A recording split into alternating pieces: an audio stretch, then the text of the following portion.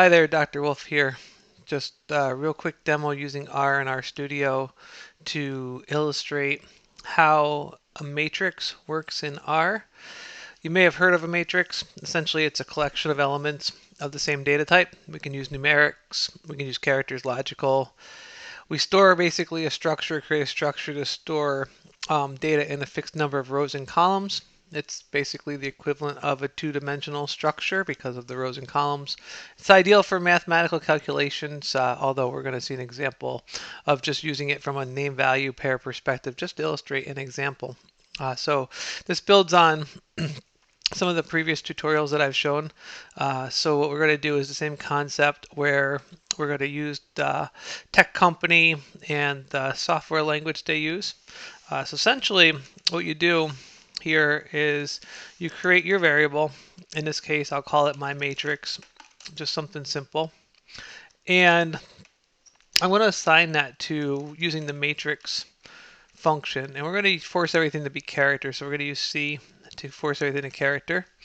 And we're going to do Microsoft equals, and we're going to do .NET. Okay. We're going to basically, after that, we're going to separate with Oracle equals Java. And then one more example, we'll do Facebook, and we'll do equals Python. Okay. So essentially some name value pairs is what we're really trying to accomplish here in this data structure setup. Let's make sure our underlining our parenthesis closing looks good, our quotation marks look good and all. So once we have that, then when we work with a matrix, there's this function called dimnames, and it takes our matrix name and it helps us set our row list and our column headings to basically define the structure. Okay. So basically the names that we're going to assign to our rows and columns. So what we're going to do to this matrix that we have here is we're going to set the row list and column headings. And how do we do that? Well, we've used dim names and we put our matrix name in there, so my matrix, and we're going to set that equal to the list structure in R using C again, just to force the data type to be character, Microsoft, and this is going to be our column names in this case. So Microsoft,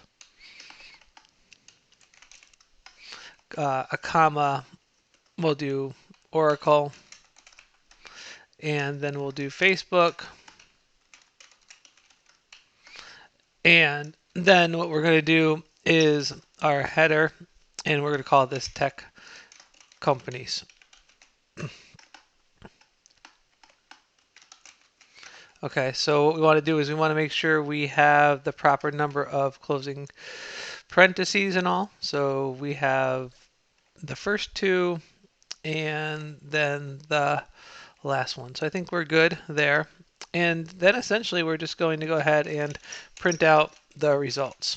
So let's print the structure just so we can see what this did for our structure.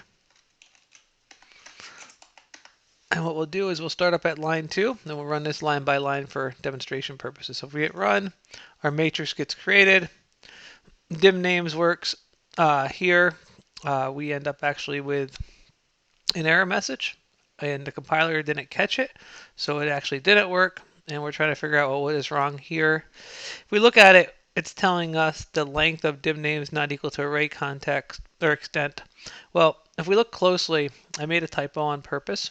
And what happens here is I didn't finish off Facebook, and I forgot to close the parenthesis here, and instead I closed it at the end.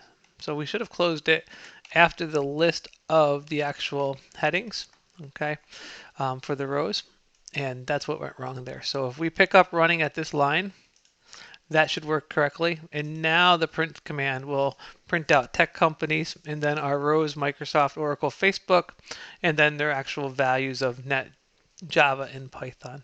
Okay, so a little troubleshooting, trying to handle an error message here. Essentially, again, parenthesis was closed wrong and there was a typo up there. I fixed that correctly, and then the matrix worked accordingly. So hopefully you guys can see how a matrix works, how to set one up, and how to get the results from it. And I hope you find this useful. Hope you subscribe for future tutorials. And if you need any assistance or anything, feel free to reach out.